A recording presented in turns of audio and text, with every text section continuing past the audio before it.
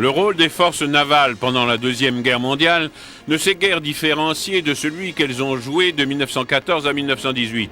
Leur objectif prioritaire est de s'assurer le contrôle des océans face aux flottes ennemies afin de garantir le maintien des communications maritimes. Les marines s'articulent donc encore autour de flottes de combat dont l'élément principal, au début de la guerre, est toujours le cuirassé.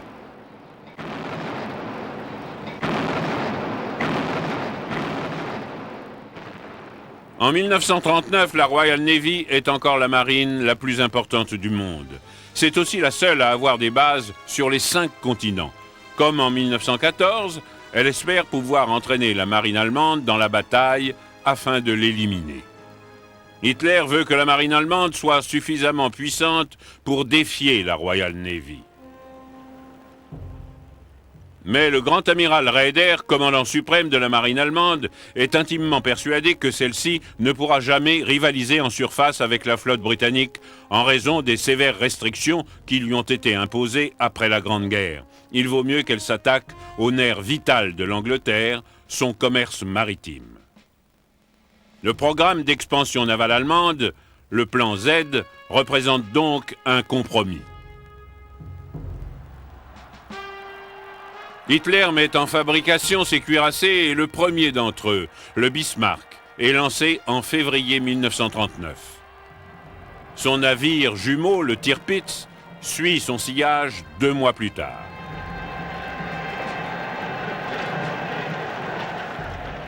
L'amiral Raeder a l'idée du sous-marin de poche, peu blindé, mais fortement armé et capable de vitesse élevée, pour forcer les Britanniques à faire escorter leur convoi par des cuirassés. La guerre est déclarée avant que le plan Z puisse être mis en œuvre, mais les cuirassés allemands n'en menacent pas moins gravement le commerce britannique. À la fin 1939, des forces navales françaises et britanniques sont lancées à la poursuite du cuirassé de poche Graf Spee, qui a coulé un certain nombre de navires marchands dans l'océan Indien et en Atlantique Sud. 3 cuirassés anglais finissent par l'acculer devant l'estuaire du Rio de la Plata et le forcent à se saborder. En mai 1941, le Bismarck provoque la flotte britannique et parvient à couler le croiseur de bataille Hood. Torpillé par un avion, le Bismarck doit ralentir et des cuirassés anglais en profitent pour le couler. L'attention de la flotte britannique se tourne progressivement vers la Norvège, occupée par les Allemands, notamment dès que commencent les convois vers la Russie à la fin de l'automne 41. En janvier 1942, le cuirassé allemand Tirpitz est envoyé en Norvège, dont les nombreux fjords lui procurent des mouillages relativement protégés.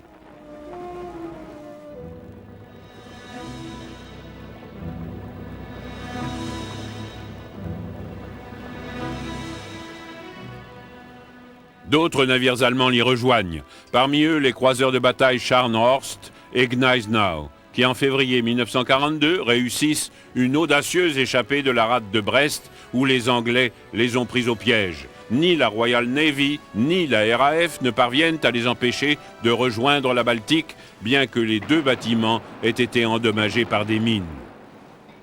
La menace que posent ces navires au convoi russe va maintenir la marine britannique sur le qui-vive presque jusqu'à la fin 1944, car il faudra tout ce temps pour les anéantir.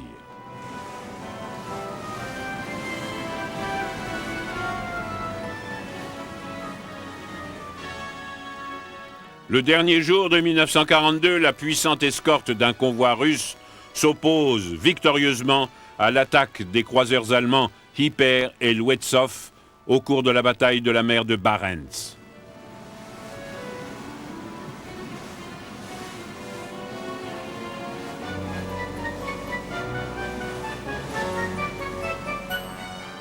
Cet échec des navires de surface est si peu du goût d'Hitler que celui-ci remplace immédiatement Raeder par l'amiral Dönitz, commandant en chef des sous-marins. Mais si Dönitz a toujours pensé que les sous-marins constituaient le meilleur moyen de battre l'Angleterre, il sait qu'il a intérêt à entretenir la menace norvégienne pour empêcher la marine britannique d'attaquer l'Allemagne ailleurs. La marine britannique continue à se servir des convois russes comme appât. À la fin 1943, elle parvient à attirer le Scharnhorst hors de son mouillage norvégien. Les navires anglais l'interceptent et le coulent au cours de la bataille du Cap Nord.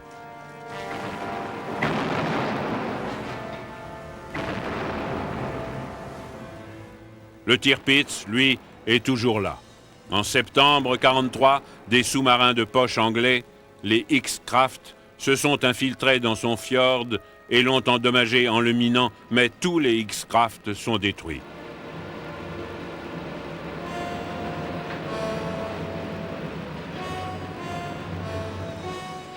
En avril 1944, des avions en provenance d'un porte-avions attaquent le Tirpitz.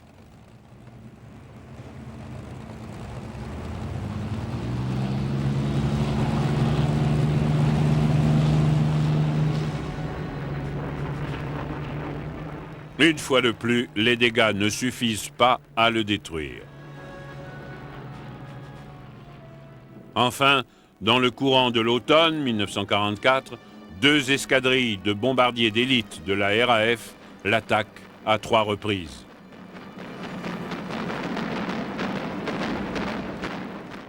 Le 12 novembre, le Tirpitz est si gravement touché qu'il chavire.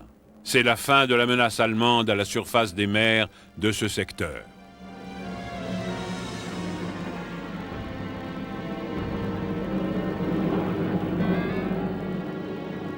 En Méditerranée, les affrontements de forces navales n'ont pas manqué non plus.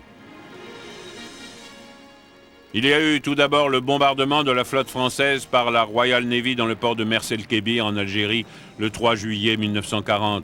Les Anglais craignaient que les navires français ne tombent aux mains des Allemands.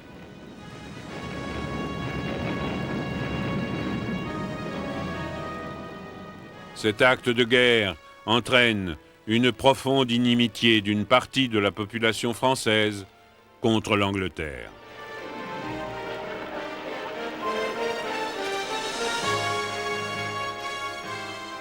En novembre 1942, l'amiral de Laborde s'aborde la flotte française à Toulon après l'occupation de la zone libre par les Allemands. La plus importante opération navale en Méditerranée, tout au moins au cours de la première moitié de la guerre, a lieu entre la flotte anglaise et la marine du Duce. Ce dernier veut, en effet, transformer la Méditerranée en mer italienne.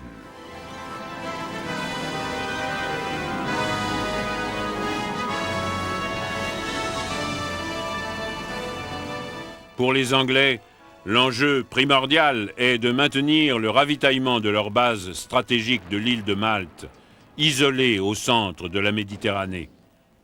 La lutte continuelle se traduit par de nombreuses pertes de navires.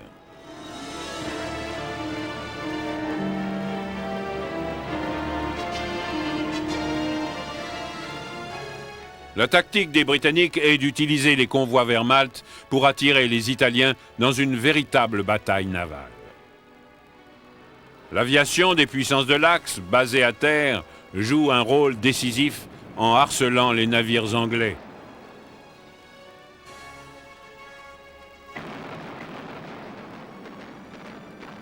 Mais les 2 engagements les plus importants révèlent que ce sont les porte-avions anglais qui ont joué un rôle déterminant, les Italiens ne possédant aucun navire de ce type.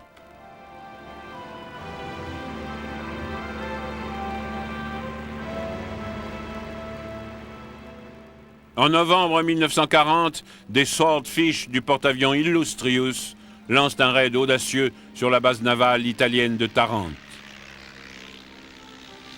Ils endommagent gravement 3 cuirassés.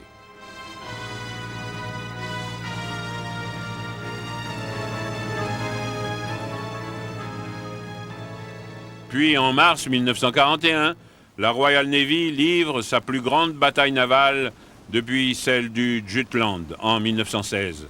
La flotte anglaise en Méditerranée réussit à intercepter les Italiens qui tentent d'attaquer les convois britanniques en route vers la Grèce. Les 3 cuirassés anglais coulent 2 croiseurs et 2 escorteurs ennemis. Toutefois, ce sont les avions du porte-avions Formidable qui porte les coups décisifs en endommageant le cuirassé Vittorio Veneto et le croiseur Pola. La victoire des Anglais au cap Matapan garantit que la flotte italienne restera au port pendant les mois suivants.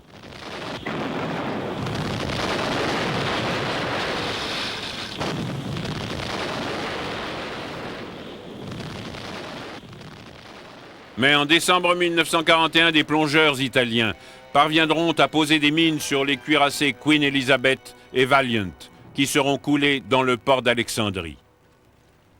Toutefois, c'est dans le Pacifique qu'est vraiment démontrée la supériorité des porte-avions. Elle ne s'est pas démentie de nos jours. Le plan de l'amiral Yamamoto pour l'attaque surprise de la base américaine de Pearl Harbor sur l'île d'Hawaï s'inspire directement de l'attaque britannique sur la flotte italienne à Tarente.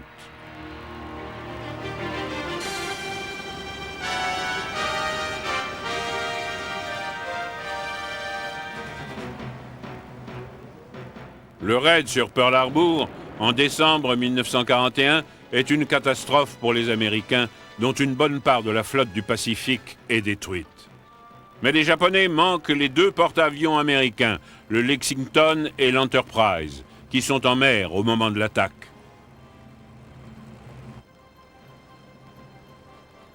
C'est autour de ces derniers que s'articule la reconstruction de la flotte.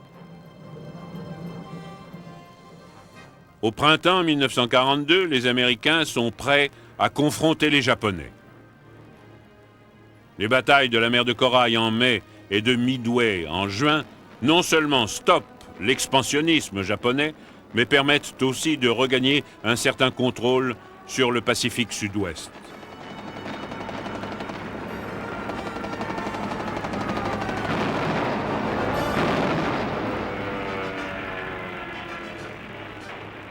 Ces batailles sont intégralement livrées par les porte-avions sans que les flottes en conflit ne s'approchent à portée de canon l'une de l'autre.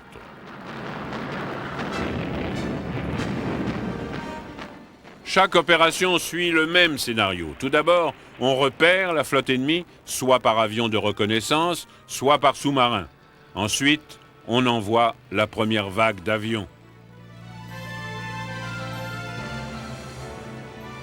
Les deux types d'avions d'attaque embarqués sont les bombardiers en piqué et les torpilleurs.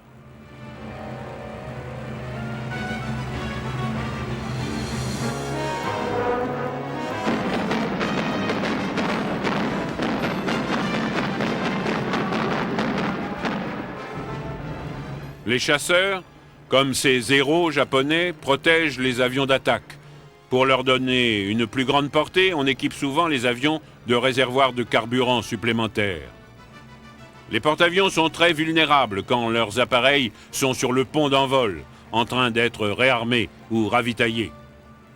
Dès qu'une attaque aérienne imminente a été détectée au radar, il est vital que les chasseurs aient décollé avant son arrivée. Il faut donc un jugement très exercé pour décider quels sont les appareils qui doivent être sur le pont à un moment donné. Les grandes batailles de porte-avions finissent par venir à bout de la marine japonaise.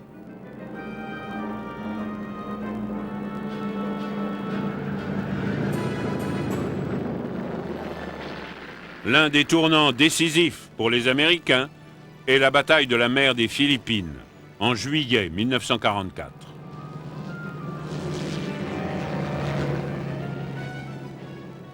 Surnommée le tir au pigeon des Mariannes par les Américains, elle détruit pratiquement la puissance aéronavale japonaise.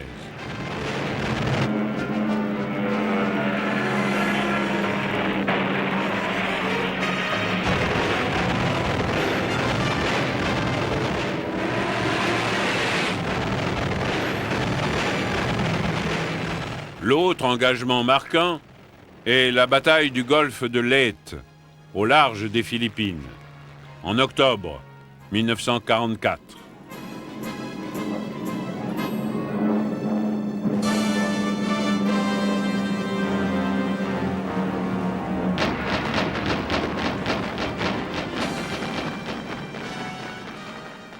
En 4 jours, la 3e et la 5e flotte américaines éliminent le reste des forces embarquées japonaises.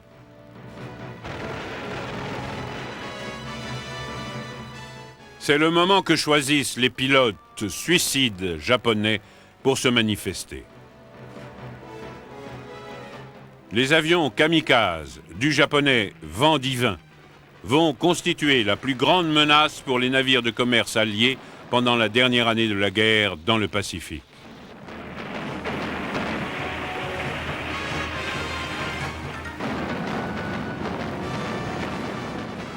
Pendant la bataille d'Okinawa d'avril à juin 1945, près de 2000 sorties d'avions suicides japonais sont lancées. Elles se soldent par 25 navires alliés coulés et plus de 250 endommagés.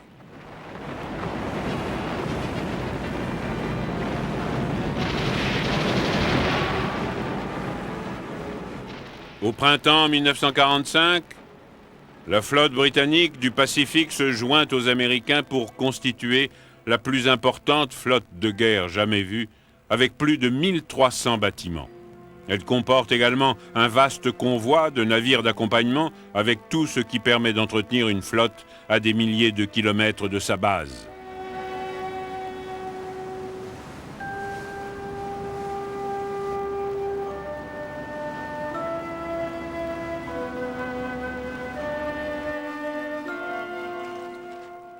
L'un des avantages que les porte-avions anglais ont sur ceux des Américains sont leurs ponts blindés qui résistent mieux aux attaques des kamikazes. Aussi, la menace aérienne force-t-elle les marines à équiper tous leurs navires, quel que soit leur type, d'un nombre croissant d'armements anti-aériens. Les Britanniques vont jusqu'à fabriquer des croiseurs anti-aériens armés de tourelles munies de canons à tir vertical, comme ce navire de la classe Didon. Pourtant, même si le porte-avions commence à les remplacer, les cuirassés n'ont pas fini de faire parler d'eux.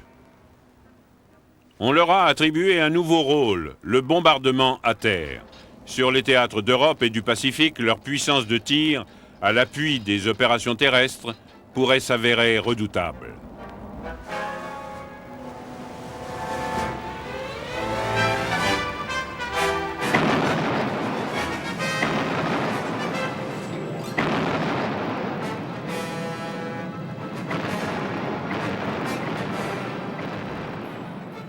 À titre d'exemple, en Normandie, pendant le débarquement des Alliés en juin 1944, et par la suite, les Allemands sont beaucoup plus préoccupés par la puissance du tir naval que par la supériorité aérienne totale des Alliés au-dessus de la zone des combats.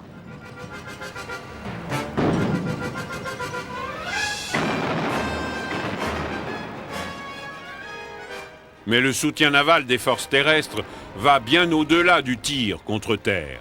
Au début de la guerre, la Royal Navy est contrainte d'évacuer en hâte des forces alliées de plusieurs théâtres. L'évacuation de Dunkerque en 1940, ainsi que celle de Grèce et de Crète en 1941, sont menées dans un contexte où l'Axe a le contrôle de l'espace aérien et les pertes de navires sont élevées.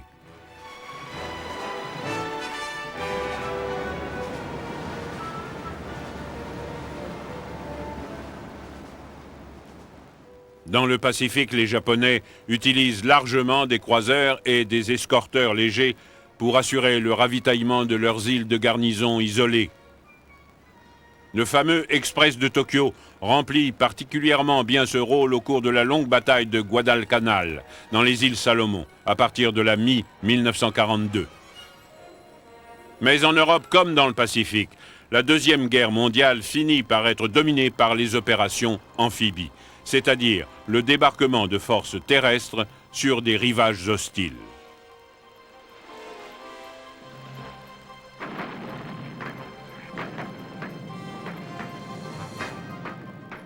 En fait, aucun théâtre de guerre n'échappera à ces opérations.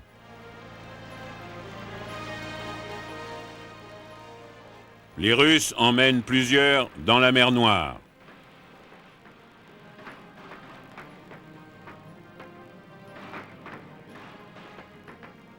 Les Britanniques en organisent sur la côte de Birmanie.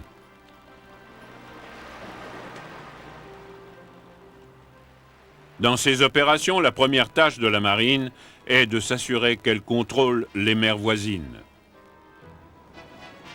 La seule exception à cette règle intervient au cours des premiers débarquements amphibies de la guerre, ceux des Allemands en Norvège, en avril 1940.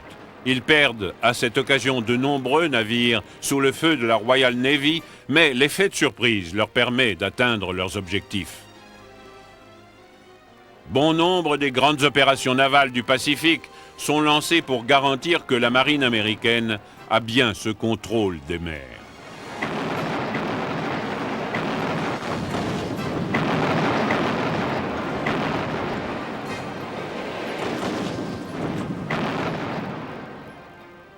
L'expérience britannique dans les Dardanelles en 1915 a convaincu de nombreux états-majors qu'un débarquement sur un rivage ennemi est très risqué. En conséquence, la doctrine stratégique d'avant-guerre n'accorde guère de crédit aux opérations amphibies. Aussi, en 1939, aucun pays n'est très équipé en péniches de débarquement à fond plat qui permettent d'aborder directement sur les plages. Le coup d'envoi vient des Britanniques, qui constituent les commandos au cours de l'été 1940, afin de mener des raids contre les côtes occupées par les puissances de l'Axe. Parallèlement, Churchill met en place le Directoire des opérations combinées, dont le titre souligne bien que la guerre amphibie implique les trois armées, de l'air, de mer et de terre. C'est ainsi qu'on met au point toute une série de navires amphibies. Dès son entrée en guerre, l'Amérique, elle aussi, consacre une bonne part de son savoir-faire industriel à ce domaine. Les plus gros sont les navires d'assaut, qui transportent des troupes, des équipements et du ravitaillement jusqu'au point de débarquement.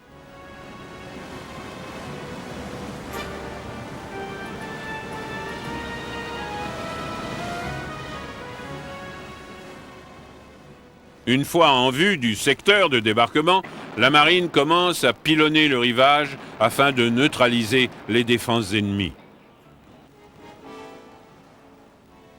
Les navires d'assaut transportent des péniches de débarquement dans lesquelles sont alors transférées les troupes.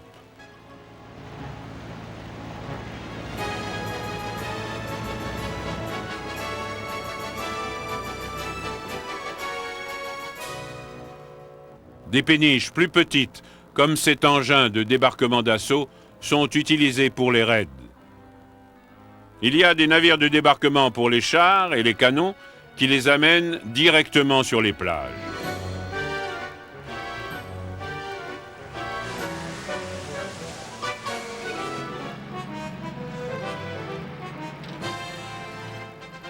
Il y a aussi des péniches de débarquement armées de canons et de mortiers pour renforcer les tirs de barrage pendant les opérations de débarquement.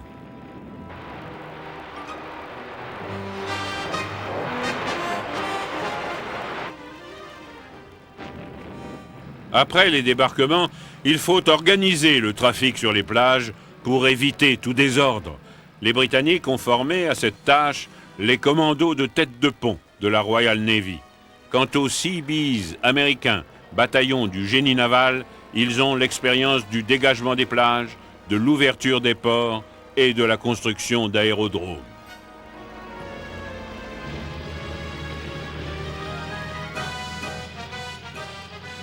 En 1945, les Alliés occidentaux ont résolu les moindres problèmes des opérations amphibies et en ont fait un nouvel art de la guerre.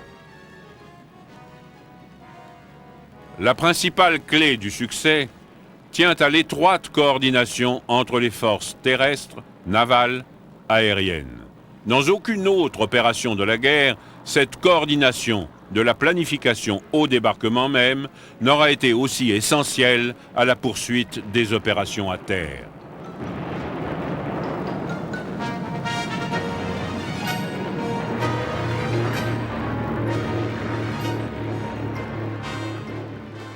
La conduite réussie des opérations amphibies va devenir la clé de voûte de la stratégie alliée pendant la Deuxième Guerre mondiale.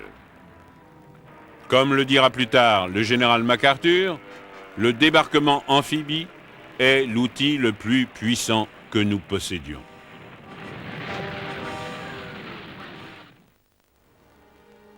Pendant la Deuxième Guerre mondiale, la paralysie des communications maritimes est menée par les marines avec encore plus d'acharnement que pendant la Grande Guerre.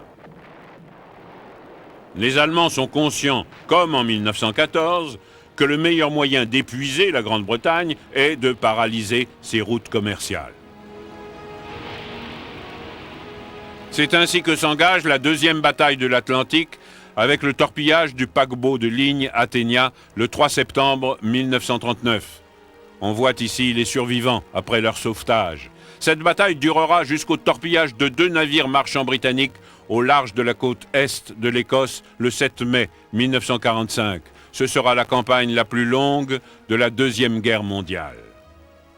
Au début, la flotte de sous-marins allemande est modeste avec ses 57 bâtiments dont un tiers seulement est en mer. Car Hitler croit que ces gros bâtiments de surface joueront un rôle décisif en attaquant les navires marchands. De fait, c'est précisément dans cette optique que 2 de ces cuirassés, le Graf Spee et le Deutschland, ont quitté l'Allemagne avant la déclaration de guerre.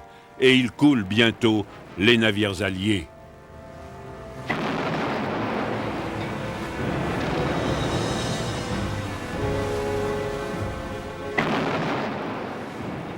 La Royal Navy, de son côté, a plutôt négligé pendant l'entre-deux-guerres les menaces contre sa flotte de commerce. Elle pense qu'une bonne organisation des convois et l'invention de l'ASDIC, que les Américains appellent sonar, pour détecter les sous-marins en plongée, ont neutralisé le danger des sous-marins allemands. Les convois sont organisés dès le début de la guerre, mais il y a une grave pénurie de navires d'escorte. La plupart sont engagés ailleurs, par exemple pour escorter l'armée britannique en route vers la France. En conséquence, les convois transatlantiques sont limités aux navires d'une vitesse de 9 à 15 nœuds, dont l'escorte n'est bien souvent qu'un unique bâtiment marchand armé.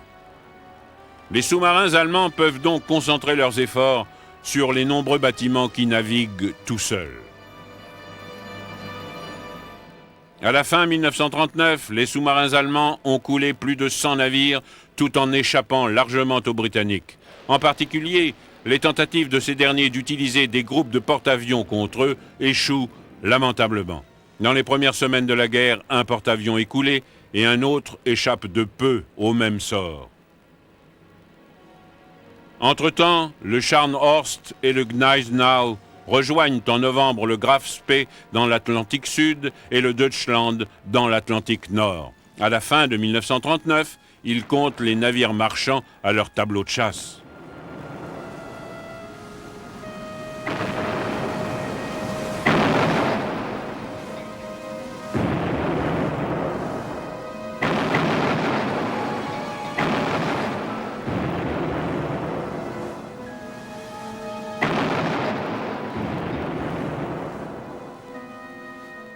Les intempéries hivernales ralentissent cependant les opérations, de même que la campagne de Norvège au printemps 1940.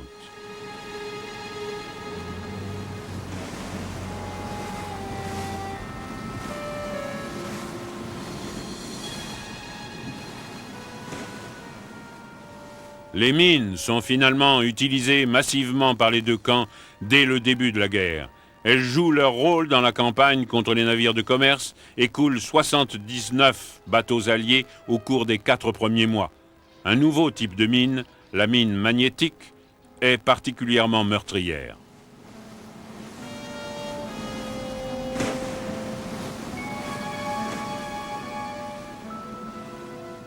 Au début, cette mine est très difficile à draguer, sauf par les navires dotés d'une coque entièrement en bois.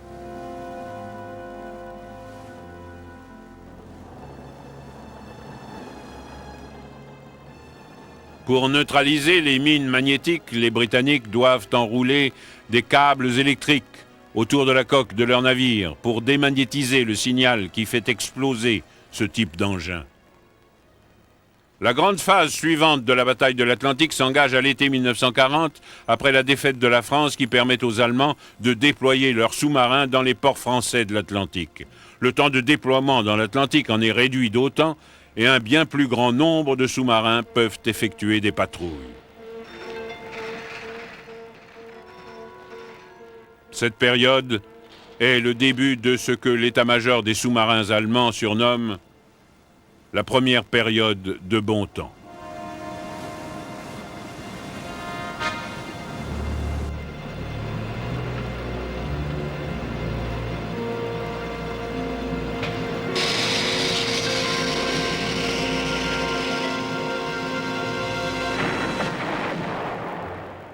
Les Britanniques manquent toujours désespérément d'escorteurs, malgré le cadeau que leur font les Américains en septembre 1940 de 50 destroyers à 4 tourelles superposées datant de la Grande Guerre.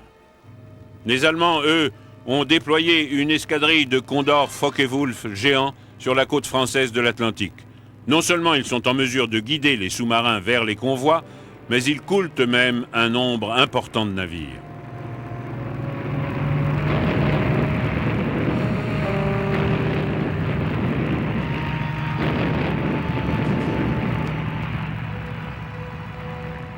Le danger en surface n'est pas négligeable non plus. L'amiral Scheer coule 17 navires en une seule croisière à la fin 1940. Début 1941, le Scharnhorst et le Gneisenau perturbent l'intégralité du système de convoi britannique.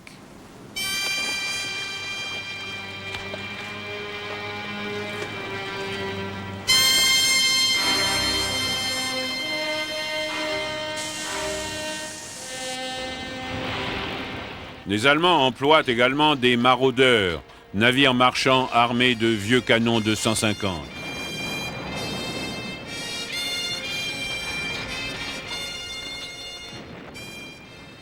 Le Penguin que l'on voit ici a le taux de succès le plus élevé avec à son actif 26 navires coulés.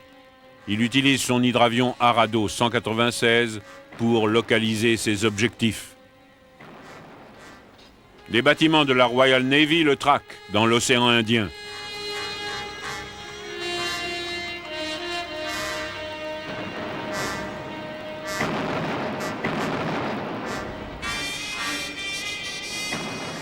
En mai 1941, le Penguin est finalement intercepté par le croiseur Cornwall qui le coule. À cette période, les navires d'escorte redeviennent disponibles. En en basant quelques-uns en Islande et en puisant dans les ressources croissantes de la marine canadienne, on parvient à assurer au convoi une bien meilleure protection qu'avant.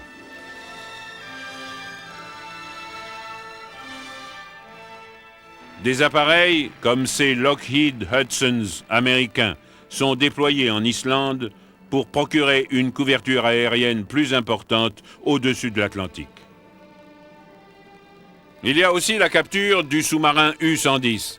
Avant qu'il ne coule, les Britanniques réussissent à s'emparer de son codeur, Enigma, qui leur permet de déchiffrer les signaux des sous-marins allemands et donc de dévier leur convoi.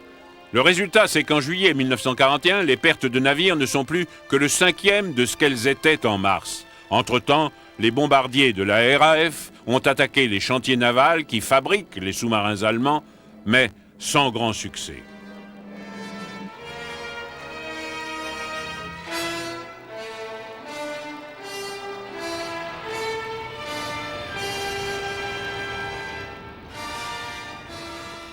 De même, les enclos de béton armé dans lesquels ils sont abrités dans les ports français résistent à tous les bombardements.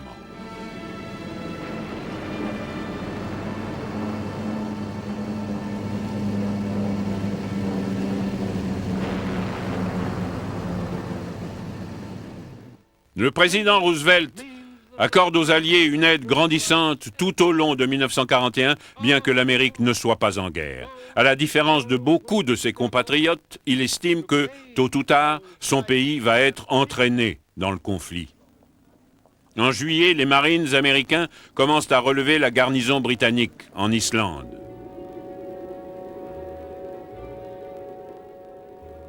Cela signifie que la marine américaine peut en toute légalité y escorter les convois. Par la suite, Roosevelt étend ce principe et déclare qu'il fournira des escortes à tous les convois du pré-bail traversant l'Atlantique jusqu'à la latitude de l'Islande à l'ouest.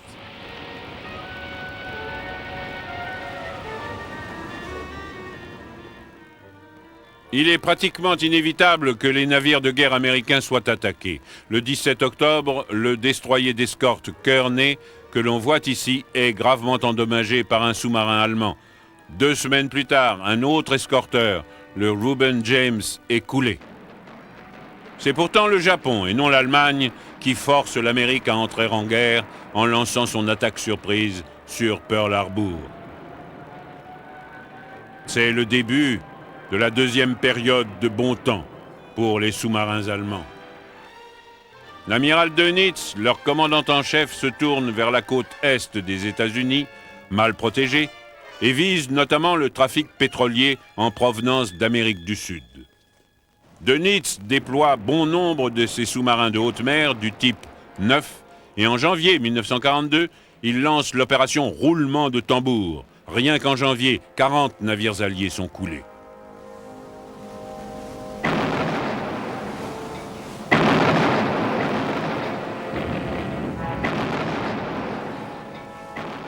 Pire, le 1er février, les sous-marins allemands adoptent un nouveau code Enigma que les Britanniques seront incapables de déchiffrer jusqu'à la fin de l'année.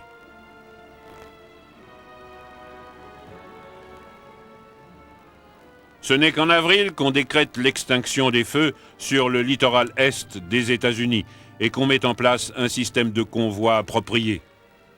Par la suite, les sous-marins allemands se déplacent vers les Antilles, où leur chasse va être tout aussi fructueuse. Dönitz commence également à déployer des pétroliers surnommés les vaches à lait pour ravitailler ses sous-marins. Cela lui permet de lancer des sous-marins de type 7, d'une portée plus courte, mais qui sont plus nombreux. Dönitz est convaincu que les sous-marins allemands seront plus efficaces s'ils sont regroupés en meutes, comme il les appelle. Mais ce n'est qu'en 1942 qu'il dispose de suffisamment de sous-marins opérationnels pour mettre cette idée en pratique sur une large échelle. Les meutes constituent une ligne de patrouille avec des bateaux placés à intervalles de 5000 marins. Ils balaient ensuite d'est en ouest jusqu'à ce qu'ils rencontrent un convoi.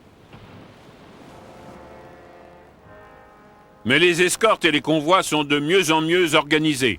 Les convois sont classés lents et rapides, et seuls les transports de troupes rapides sont autorisés à voyager seuls, étant donné qu'ils vont plus vite que les sous-marins allemands. Le centre des opérations est le siège des routes d'approche de l'Ouest, basé dans le port anglais de Liverpool. Le chef de convoi est généralement un officier de marine en retraite d'un grade élevé, et avant le départ du convoi, il donne ses instructions au commandant marchand. Des deux côtés de l'Atlantique, des escorteurs locaux pilotent le convoi de files de navires hors des eaux territoriales. Puis des groupes d'escorteurs de haute mer prennent le relais. Ces derniers se composent généralement d'environ 6 escorteurs, corvettes et avions. Dès la mi-1942, ils ont acquis de l'expérience et peuvent, sur un seul mot de code, mener des attaques combinées contre les sous-marins ennemis. Le sonar demeure le principal moyen de détecter un sous-marin en plongée, mais les escorteurs commencent à être équipés de radars pour les repérer en surface. Le goniomètre à onde courte leur permet de situer avec précision la position d'un sous-marin ennemi d'après ses transmissions radio. Au tout début de la guerre, les escorteurs ne peuvent tirer des grenades sous-marines que par l'arrière, ce qui signifie qu'ils doivent d'abord passer au-dessus du sous-marin allemand.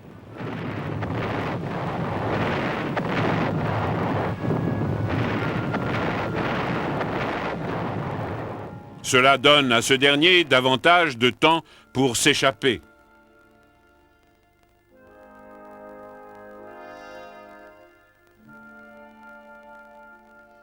Dès la mi-42, toutefois, les attaques contre les sous-marins peuvent être faites par les flancs et l'avant des escorteurs, ce qui augmente leurs chances de faire mouche.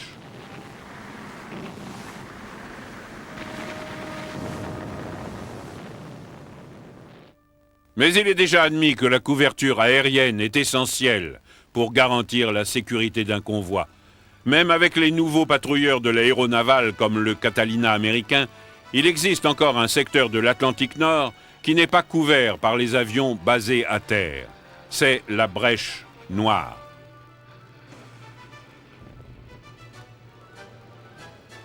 Pour la combler, les Britanniques utilisent d'abord des navires marchands armés de catapultes qui transportent un seul Hurricane pouvant être lancé du pont. Mais au retour, ce dernier doit amérir le long de son navire porteur. Par la suite, des transporteurs d'escorteurs, plus petits que les porte-avions, sont construits en grand nombre par les Américains comme par les Anglais. Ce n'est pas avant 1943 que la brèche noire sera comblée grâce au déploiement des Liberator B-24 à très long rayon d'action. Pourtant, les torpillages continuent à l'emporter sur la construction de nouveaux navires marchands. La machine de guerre américaine vient à la rescousse. Les chantiers navals des deux côtés de l'Atlantique étant saturés par les demandes des Alliés, les Américains ont l'idée de construire les navires marchands par sections dans des chantiers de l'intérieur. Ces sections seront ensuite transportées dans les chantiers navals du littoral où on les assemblera.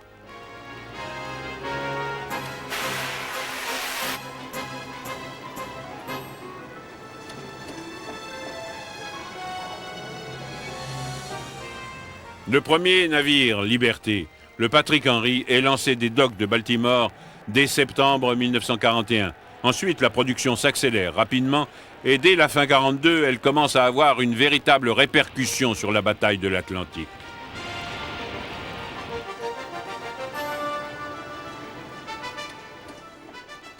L'hiver 1942-1943 et ses tempêtes sur l'océan Atlantique contribuent à la diminution des pertes de navires, sans oublier le fait que les Britanniques ont enfin réussi à déchiffrer le code Triton Enigma allemand. En janvier 1943, à la conférence alliée de Casablanca, il est décidé que la victoire de la bataille de l'Atlantique est un objectif prioritaire.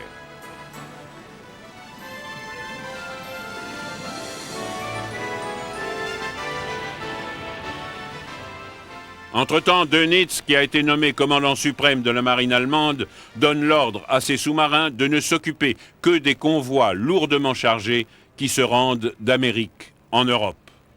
Les torpillages en Atlantique Nord augmentent alors de manière préoccupante, tant et si bien qu'à la mi-mars, 37 sous-marins allemands qui harcèlent 2 convois vers l'Europe coulent 21 navires.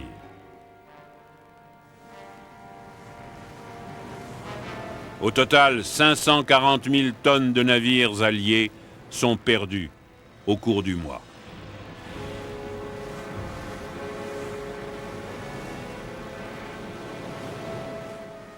Seule l'arrivée des tempêtes de printemps met un frein à l'activité des sous-marins allemands.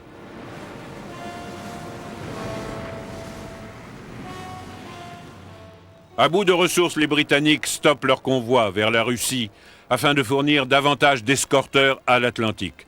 Certains sont constitués en groupes de soutien afin de pouvoir renforcer les convois soumis à des attaques persistantes. Passée la période des tempêtes, Dönitz déploie un nombre croissant de sous-marins. Le comble est atteint au début de mai 1943, lorsque pas moins de 40 sous-marins allemands attaquent le convoi ONS 5 à destination de l'Ouest et coulent 12 navires alliés en 36 heures, en ne perdant que 2 des leurs.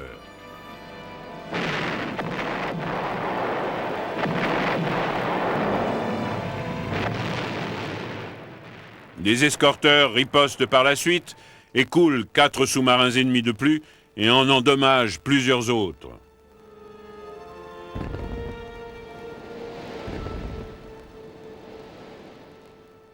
Ce revirement soudain en faveur des Alliés dans l'Atlantique dure encore les 2 semaines suivantes.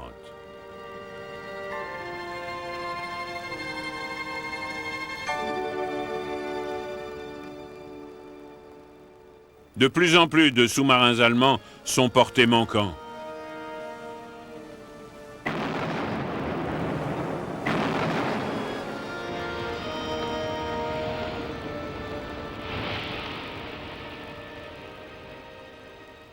Enfin, le 24 mai, ayant perdu 31 sous-marins depuis le début du mois, Dönitz décide de replier temporairement sa meute hors Atlantique. C'est le grand tournant de la bataille, mais elle n'est pas gagnée pour autant.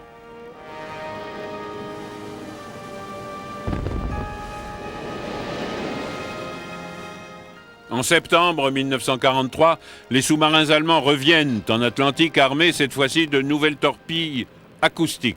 Les Alliés neutralisent ce danger grâce à une ancre flottante traînée par un escorteur et conçue pour reproduire le bruit des machines d'un bateau. Les Allemands équipent alors leurs sous-marins de schnorkels qui leur permettent de rester plus longtemps en plongée. Enfin, à la Mi-44 est inauguré le nouvel électro-sous-marin dont la vitesse peut aller jusqu'à 17 nœuds en plongée.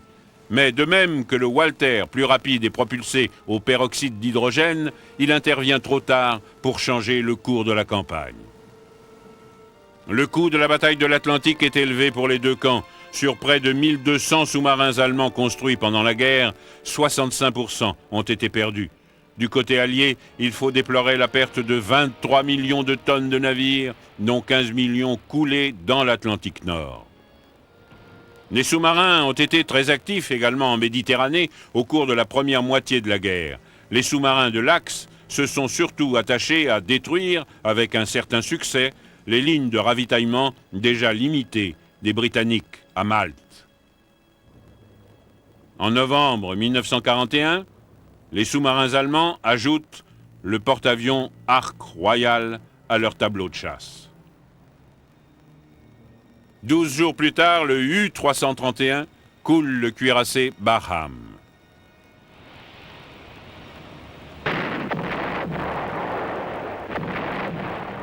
En riposte, les sous-marins britanniques harcèlent les lignes de communication maritime de l'Axe vers l'Afrique du Nord.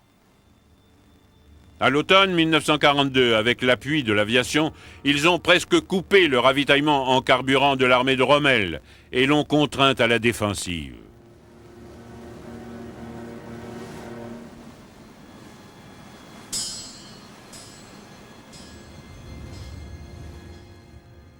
Dans le Pacifique aussi, les sous-marins jouent un rôle clé. Les Japonais en possèdent 64 lorsqu'ils entrent en guerre, plus que les Allemands n'en avaient en 1939. Mais ils n'en construisent que 126 de plus pendant la guerre. Ils en ont également perdu presque 70% au total et coulé moins d'1 million de tonnes de navires alliés.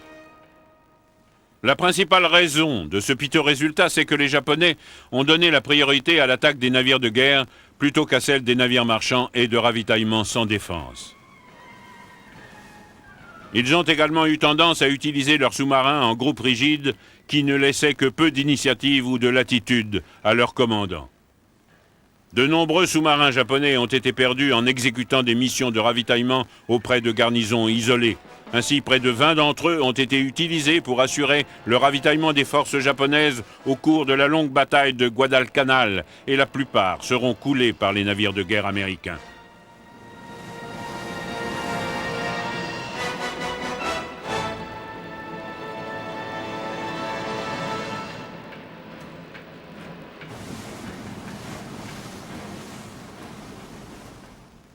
La flotte sous-marine japonaise n'apporte peut-être pas une contribution marquante à l'effort de guerre, mais les sous-marins américains, eux, jouent un rôle prépondérant. Ayant réalisé que l'industrie de guerre japonaise est totalement tributaire de l'importation de matières premières, la marine américaine décide de consacrer ses opérations sous-marines à l'attaque des navires marchands japonais. Elle est toutefois confrontée à de graves problèmes de torpilles défectueuses qui ne sont résolus qu'en 1943. Malgré tout, dans le courant de l'année 42, les sous-marins américains coulent 180 navires marchands japonais.